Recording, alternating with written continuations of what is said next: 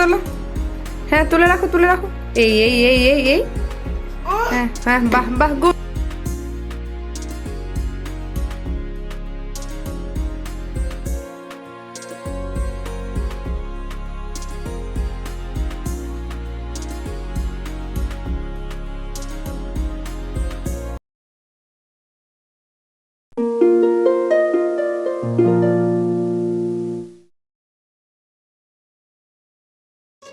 নমস্কার, আমি রিয়া। আমার দুই পৃথিবী চ্যানেলে তোমাদেরকে স্বাগত জানাই। আশা করছি তোমরা সবাই খুব ভালো আছো, আর আমিও খুব ভালো আছি। এখন বাজে সকাল 7টা। এখন থেকেই আমি আমার ব্লগটা স্টার্ট করলাম। আশা করছি তোমাদের ভিডিওটি দেখতে ভালো লাগবে।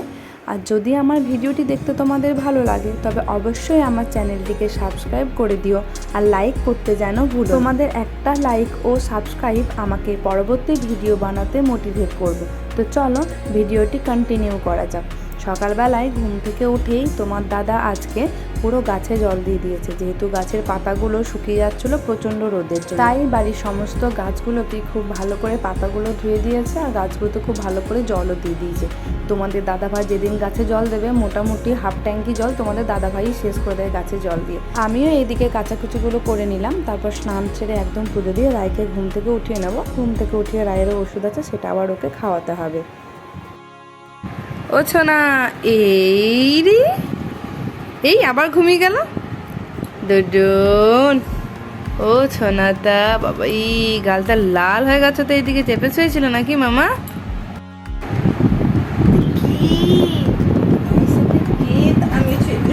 আমি ঘুমো কইটি খাই, ঘুম ঘুম। এই চলো চলো চলো চলো চলো, আমি খেয়ে ওষুধ দেখে আবার ওষুধ দিয়ে দিই। এই জুসু তুমি আমাকে খেয়ে দেবো, খেয়ে দেবো, আমাকে খেয়ে দেবো, আমাকে খেয়ে দেবো, আমাকে খেয়ে দেবো। এবার রায়কে আবার ঘিস ঘিস করে, আবার রায়কে ঘিস ঘিস করে, এই তো রায়কে ঘিস ঘিস ঘিস ঘিস ঘিস ঘিস হ্যাঁ করে, এই ঘিসি বাবা বাবা। এই না না না না, নিয়ে যাও ওইখানে, ওই বাইরের দিকে নিয়ে যাও।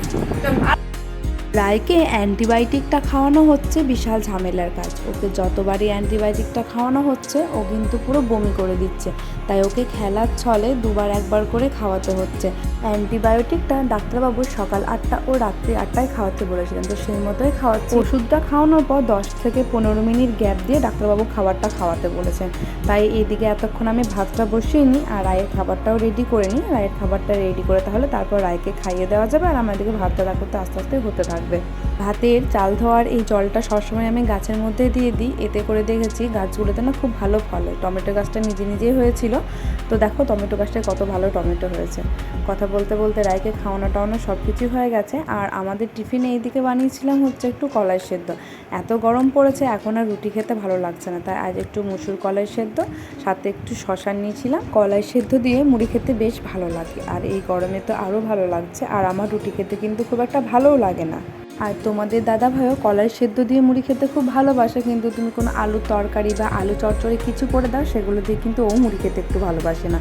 টিফিন খাওয়া হয়ে গেছে, এরপর আমি এলাম রান্নার দিকে। তোমাদের দাদা ভাইকে আজ একটু চিকেন আনতে পাঠালাম, কটা দিনই মাছ খাচ্ছে, আর মাছ খেতে ভালো লাগছে না।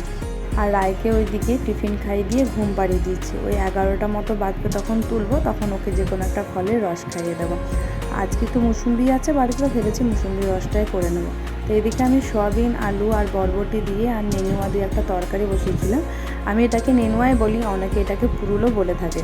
সোয়াবিনটাকে আগে একটু তেলে নেড়ে নিয়েছি, এরপর সমস্ত কাটা সবজিগুলো ধুয়ে নিয়েছি। এরপর কড়াই একটু তেল দিয়ে তার মধ্যে পাঁচফোড়ন দিয়ে সমস্ত সবজি কটাকে একটু তেলে নেড়ে নিয়ে তার মধ্যে একটু আদা বাটা আর জিরে বাটা দিয়ে ভালো করে কষিয়ে নিয়েছি। এরপর জল ঢেলে দিলাম, আর এটা একটু হতে থাক। তারপর নামানোর আগে একটু গরম মশলা দিয়ে দেবো। তোমাদের দাদা ভাই বাজার থেকে চলে এসেছে, আর রায়ও ঘুম থেকে উঠে পড়েছে। তো তোমাদের দাদা ভাইকে বললাম তুমি তাই করতে রায়কে একটু ধরো, আমি চিকেনটা একটু ধুয়ে নিই, তারপর আমি ওকে গিয়ে নেবো। আর তোমাদের দাদা ভাই তখন তাহলে একটু পেঁয়াজ রসুনটা কেটে দেবে, তাহলে কি আমার রান্না করতে একটু সুবিধা হবে। তো চলো তোমরা ভিডিওটা দেখতে থাকো। হ্যাঁ তুলে রাখো তুলে রাখো। এই এই এই এই এই হ্যাঁ হ্যাঁ বাহ বাহ গুড গুড গুড। এবার চিউড়িটা তুলে দাও। এই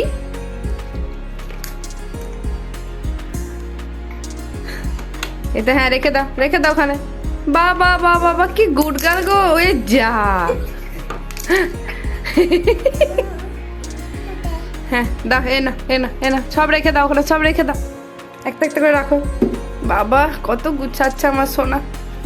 উলি বাবালে রেখে দাও, এটা রেখে দাও। হ্যাঁ রাখো ওখানে, রাখো হ্যাঁ। ও বাবা মাথা ঠুকে যাচ্ছে তো। এই যা তোমাদের দাদা ভাই বাড়িতে থাকলে আর চিকেন রান্না হলে তোমাদের দাদা ভাই কিন্তু বেশিরভাগ সময়টা আমাকে পেঁয়াজ রসুনটা কেটে দেয়। ও অনেকটা হেল্প করে আমাকে। রান্নার সমস্ত জোগাড় হয়ে গেছে। এদিকে কড়াইয়ে তেল চাপিয়ে নিয়েছি, সামান্য একটু জিরে দিয়ে দিলাম আর একটা তেজপাতা দিয়ে তার মধ্যে পেঁয়াজটা দিয়ে নেব। পেঁয়াজটা কষিয়ে নিয়ে তারপর যে আদা জিরে ধনে বাটা জিরে বাটা সব পেস্ট করে রেখেছি সেটা ওর মধ্যে দিয়ে নেব। আর পেঁয়াজটা কষানোর সময় অবশ্যই আমি একটুখানি চিনি দিই ওটার মধ্যে। তো এক একজন এক এক রকমভাবে চিকেন রান্না করে, আর আমি অবশ্য প্রতিবার একইভাবে চিকেন রান্না করি না, প্রতিবারই আমি কোনো না কোনো রকম করে আলাদাভাবেই করি।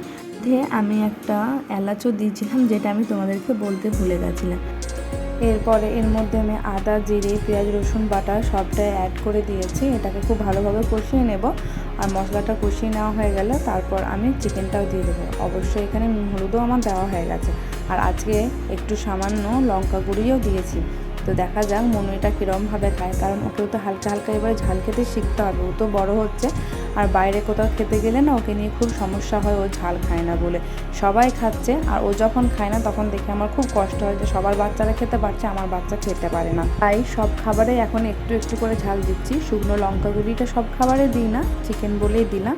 সব খাবারে এখন একটু একটু করে কাঁচা লঙ্কা দেওয়া শুরু করেছি। তো দেখো এদিকে আমার চিকেন রান্না কিন্তু কমপ্লিট।